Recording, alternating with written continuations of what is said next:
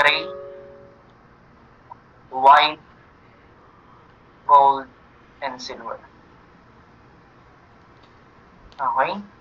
So, yung black, ang value niyan is 0, 1, 2, 3, 4, 5, 6, 7, 8. Then, hanggang white lang, 9. Then, tolerance, ang may tolerance dyan, madalas, si brown, 1%. Si gold, that is 5%. Then, si silver, 10%. These are tolerance. Okay? Ngayon, tatandaan natin na sa different bands, yung always 2, last 2, pag 4 band, 3 band, 5 bands, any of the 2, last 2 lang yung naiba. Okay? Yung last 2, itong dulo, palaging tolerance to. Tolerance. Then ito, multiplier. Yan. So, dito sa binigay na problem, itong huling dalawa na to is the multiplier and the tolerance. Okay? So, kunin natin yung value ni yellow. Ang value ng yellow natin is 4. Violet is 7. Then, multiplier na yung red. So, times 10 raised to, ano yung kulay ng red? Number ng red? 2. Then, value ng gold, tolerance, so plus 5%. Okay, so mali na kaagad si A at saka si C. Kasi 5% yung gold. So, 47 times 10 raised to 2 is 4,700. So, 47 ohms plus minus 5%. Yan. So, plus minus pala, tolerance na. Yan. And that would be your answer.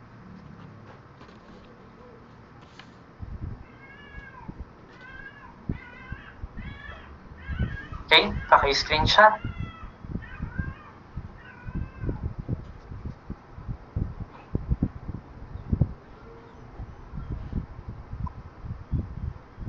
Number 11.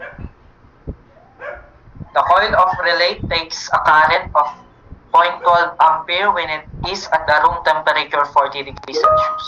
Okay, kunin natin yung mga given.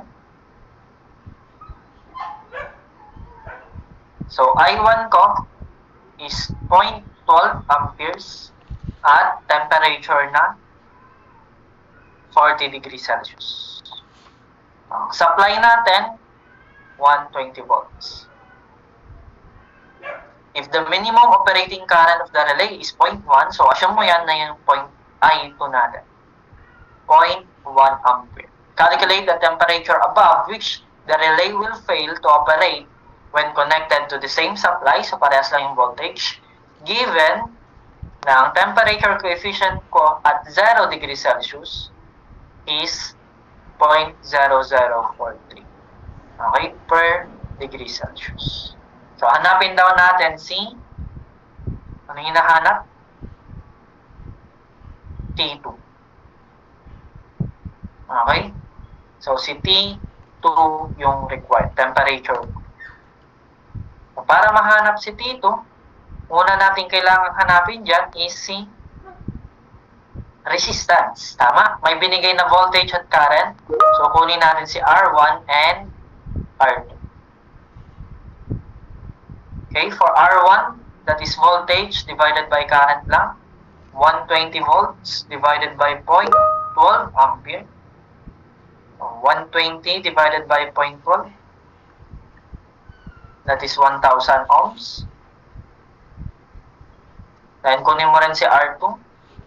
120 volt divided by 0.1 ampere. And that is 12 ohms. Okay, so may resistance na tayo. Pero, papansinin mo, yung temperature coefficient na binigay ay 0 degrees Celsius. Pero yung T1 natin is 40 degrees Celsius. So, hindi natin pwedeng gamitin si formula number 1. Ang gagamitin natin is formula number 2, kaya kailangan mong kunin si inferred absolute temperature. Okay? So, alpha 0 degrees Celsius is 0.0043 is equal yan kay 1 over T plus 0. Therefore, ang T natin is 1 over 0.0043, 232.56. So, 232.56 degrees Celsius. Okay? Then, last step, kunin na natin si R2. R2 tuloy. T2 using formula number 2. R2 over R1 is equal to T plus T2 over T plus T2. Okay? Direct substitution. Ang R2 natin is 1, 2. R1 natin is 1,000 is equal to 232.56 plus T2 over 232.56 plus T1 natin is 40. Shift solve na lang yan. 1, 2 over 1,000 is equal to 232.56 plus X, 232.56 plus 40. Shift solve, malayo mo ng 0. So, answer, 94.51. Therefore, T2 now is 94.512 degrees Celsius. So, that would be your answer. That is letter D. Okay? Kasahin natin. Yan. Okay, screenshot.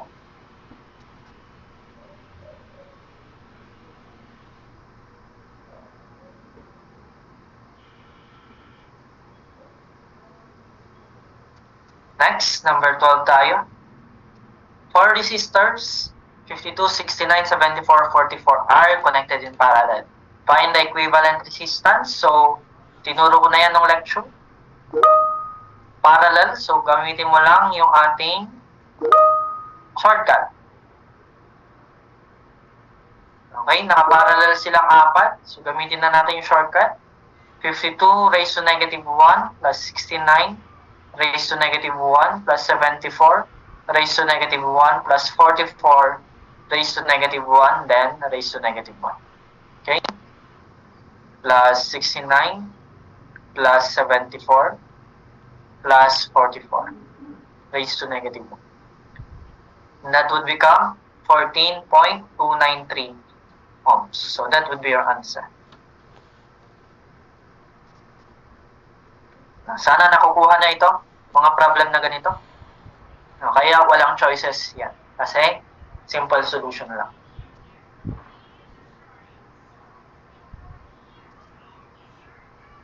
Okay, number 13.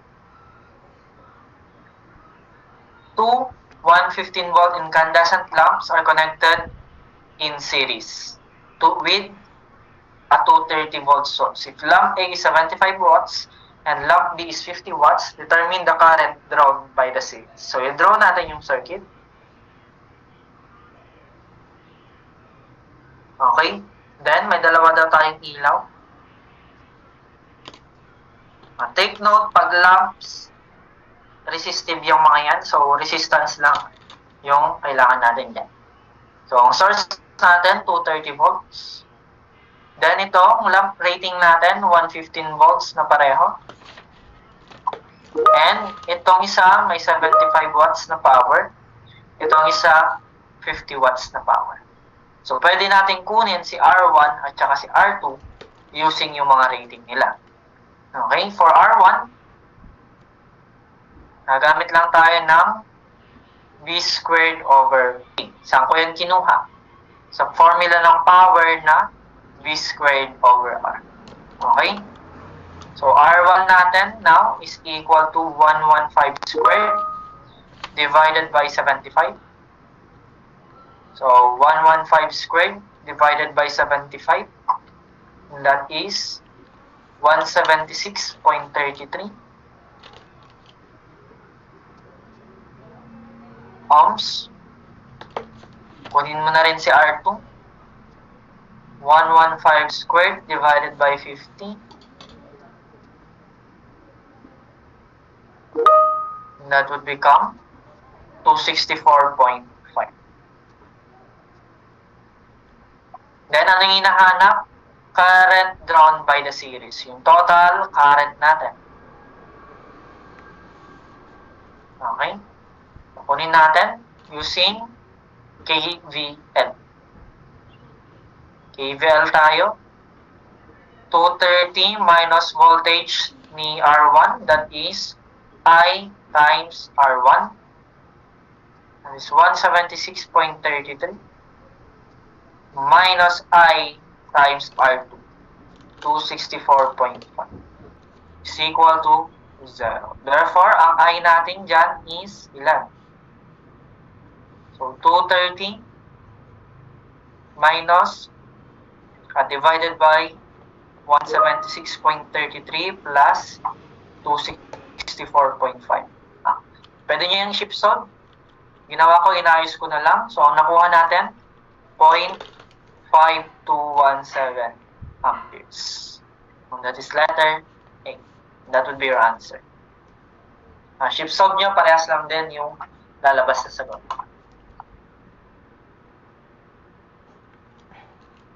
Okay, paki-screenshot.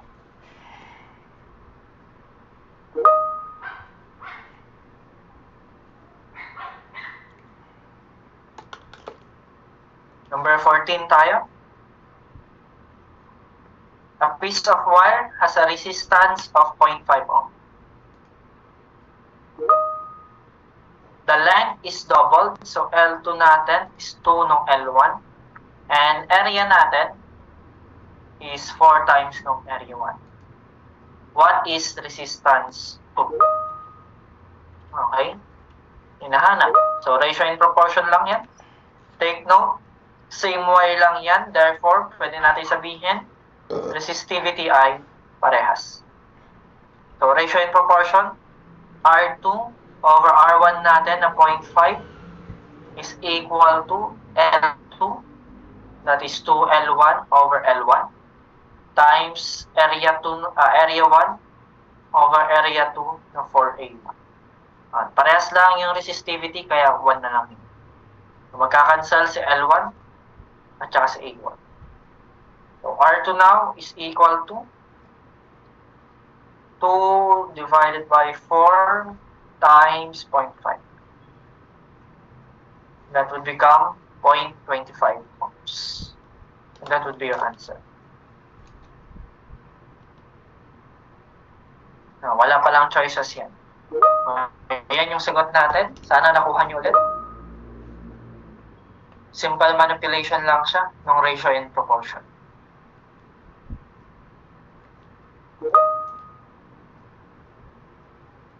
Okay, number 15. A coil has a resistance of 100 ohms. So, kunin natin yung given. R1 is 100 ohms. And ano yung temperature 1 natin? 90 degrees Celsius. R2 is 101 ohm. And ang T2 natin is 100 degrees Celsius. Hanapin ko daw si temperature coefficient. Take note ha, 0 degrees Celsius. Wala dyan sa given yung 0 degrees Celsius. Kaya kunin natin muna si T, or inferred absolute temperature. So, formula number 2, R2 over R1 is equal to, sulat na lang natin, that is 101 divided by 100 is equal to T plus T2 na 100 degrees Celsius over T plus T1, 90 degrees Celsius. Okay? Shift solve. Ang T natin dyan would become 101 over 100 is equal to X plus 100 over X plus 90. Shift solve. Lagay mo 100. So, ang T natin is 910 degrees Celsius. So, kunin mo na ngayon si absolute or temperature coefficient at 0 degrees Celsius, that over T plus 0. And that is 1 over 910 per degree Celsius or degree Celsius. That would be your answer.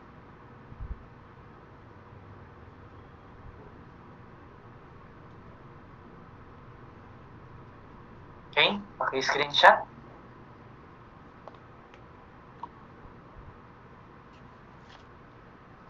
Tayo. Inductance and capacitance are not relevant in DC. So, walang pakialam. Kaya, ngayon, nasa DC tayo, di ba? Wala tayong pinag-aralang mapag-aaralan natin si inductance at capacitance, pero not relevant siya sa DC circuit kasi walang frequency si DC. Okay? That is your answer. DC is 0.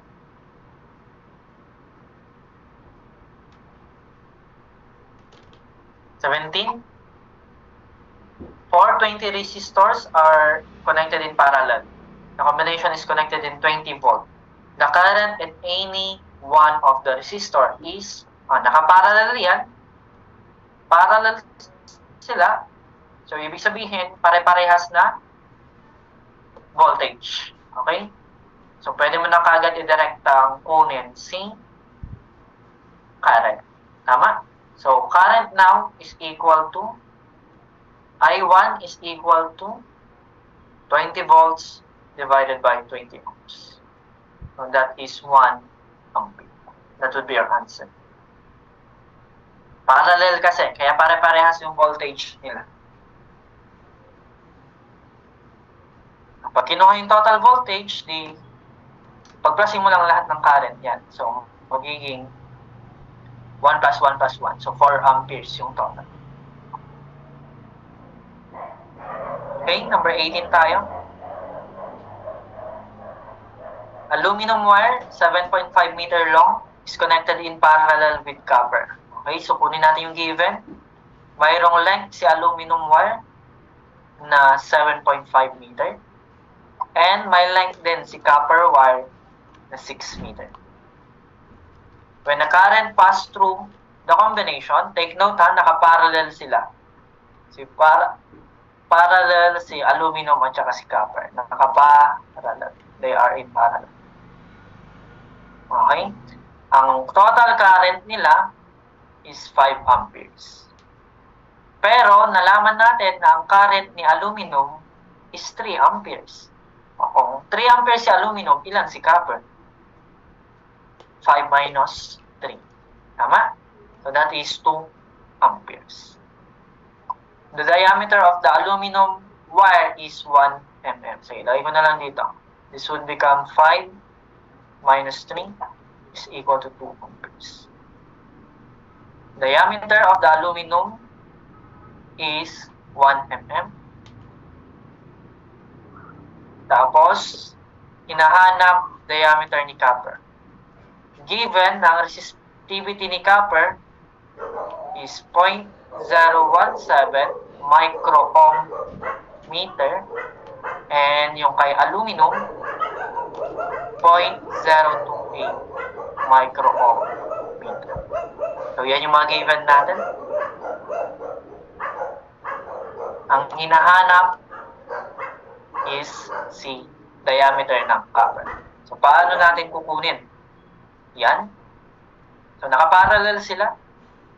So, ibig sabihin, ano pa yung pwede natin kunin? Yung voltage ni aluminum equal sa voltage ni copper. Okay?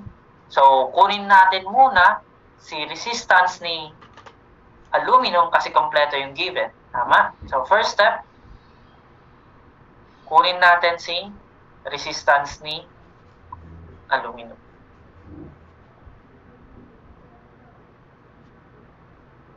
Okay? That is R plot for aluminum. So, kunin natin.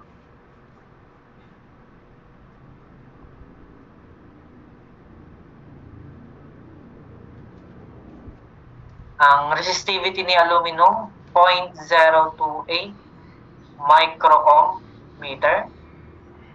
Ang length natin is 7.5 meter. Divided by area. Anong area natin? That would become pi over 4 times, naka-millimeter yan, convert mo into meter.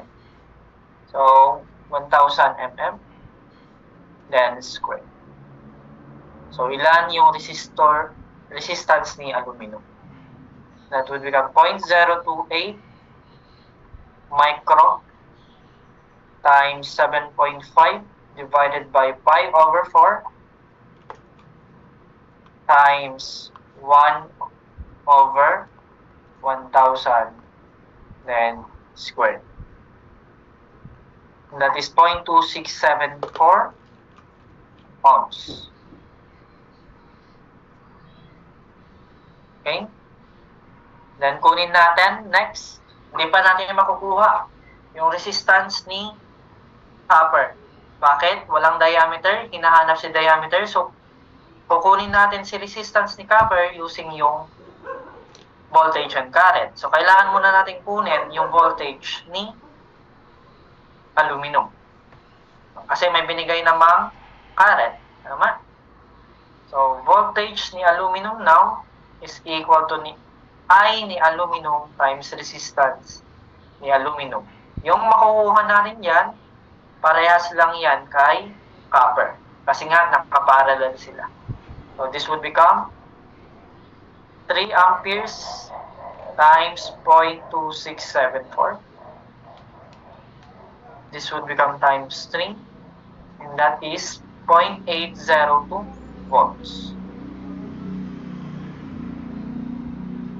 Okay? Parehas lang yung voltage ni copper kay voltage ni aluminum ng 0.802 volts. Then next, kunin na natin si resistance ni copper. So, resistance ni copper na is V copper divided by I copper. So, 0.802 divided by, ilan yung current ni copper? That is 2 amperes divided by 2. And that would become 0.401 ohms. Okay? Then, pwede mo nang hanapin si diameter using R plot. Diameter ni copper. So, R ni copper now is equal to resistivity ni copper, length ni copper over pi over 4 diameter ni copper squared. Okay, substitute 0.401 is equal to resistivity ng copper natin 0.017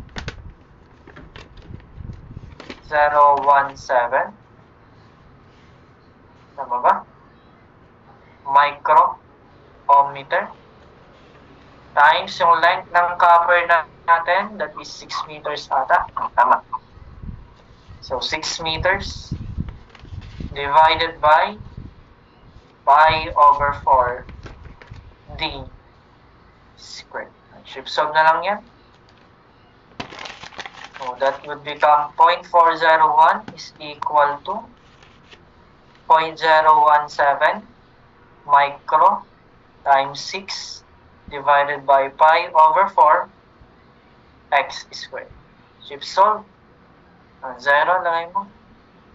That is 5.69 times 10 raised to negative 4. That is in meter. Ano ba yung hinahanap sa choices? In millimeter, so mag-times 1,000 ka lang yan. Or, that is simply times 1,000, 0.569 millimeter. And that would be your answer. That is letter A. Okay, okay, screenshot, part 1.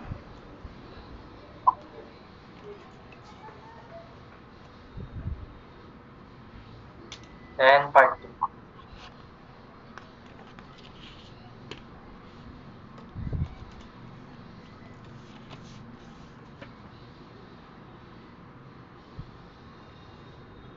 Okay, next item tayo. Number 19.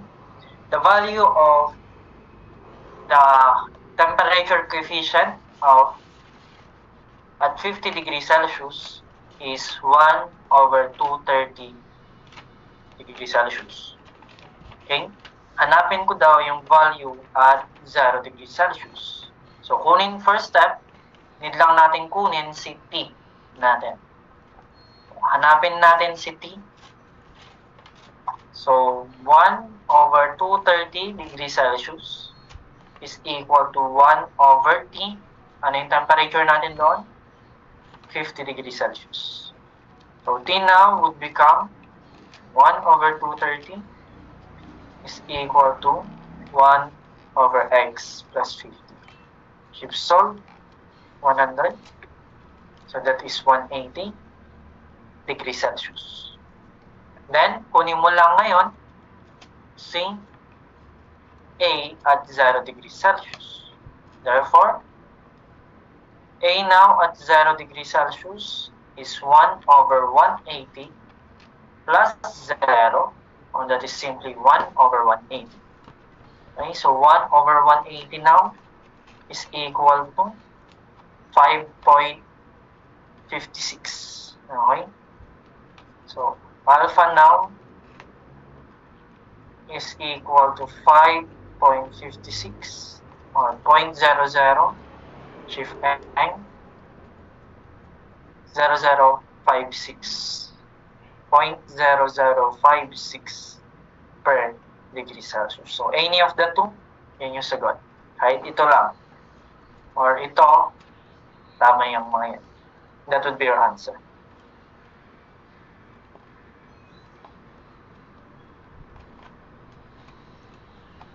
Okay? Number 20 tayo. The total current of 75 ampere is divided among 3 parallel branches. Okay, so mayroon daw 3 parallel branches.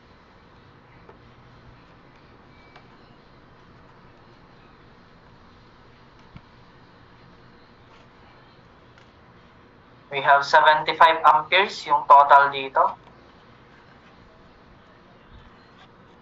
And yung 3 branches is 14 ohms, 7 ohms, at saka 18 ohms. Okay? What is the current that flows through the branch 14 ohms? So, IX. Okay, yung hinahanap, gamit lang tayo ng current divider theorem. Ano yung formula ulit natin? I total over R equivalent plus yung R ng given is equal to I hinahanap over R equivalent. Okay? So, R equivalent natin dyan yung hindi kasama ni Rx. So, ito yung R equivalent natin. Okay? Yung parallel na to. This would be our R equivalent. Okay? Ilagay na natin ng kulay. This would become our R equivalent. So, parallel yan. So, R equivalent now is equal to 7 parallel 18. And that is